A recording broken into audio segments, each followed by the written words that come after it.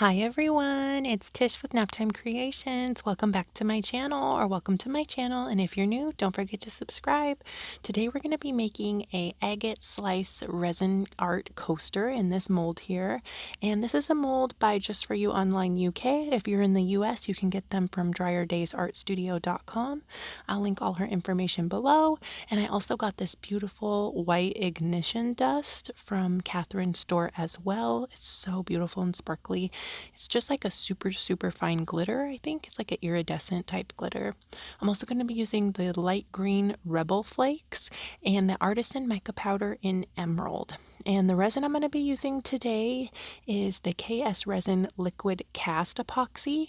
This is a really nice epoxy for casting. I didn't have any problems with bubbles.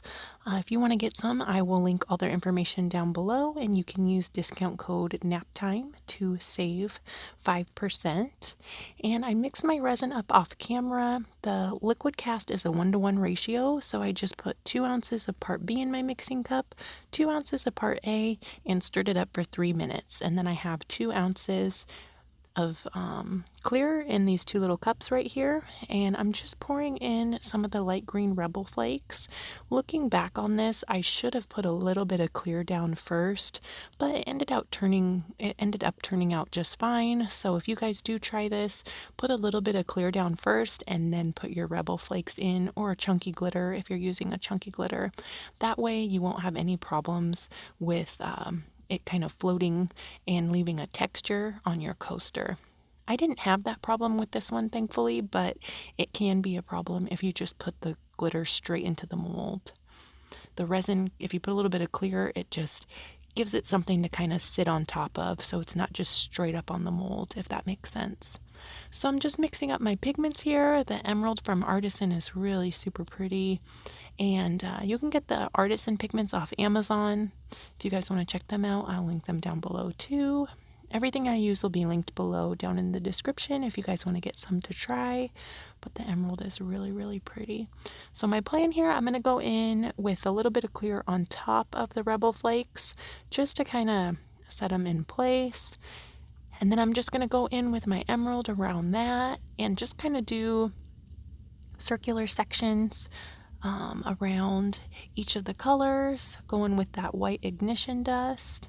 They also have a silver ignition dust that's really pretty too. And then go in with the emerald. I only made one of these just because I was almost out of my liquid cast epoxy. So now I have 5 of these molds, which is really awesome.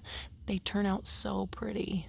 But these molds are big. They're about 4.5 ounces, so they hold quite a bit of resin, which is nice because it gives you a nice size coaster. Then I'm just pouring in a little bit more of that ignition dust. I'm going to take my heat gun and pop any bubbles. You don't want to get too close to your piece, to your mold actually, with your heat gun, because it can damage your mold. So if you're using like a torch to pop bubbles, just keep that in mind. I'm going to cover it and let it sit for 24 hours. And here we are. Let's demold it and see how it turned out. I just use a little roasting pan, upside down roasting pan I picked up at Dollar Tree to keep it dust free. But look at how pretty. The camera's not really picking it up, but you can see the difference in the colors, like the emerald and then the ignition dust. But the ignition dust just made it so sparkly and pretty. And this section with the Rebel Flakes is totally flat, so there's no texture. I don't have to do a top coat. But look at the back too. Even the back is really pretty.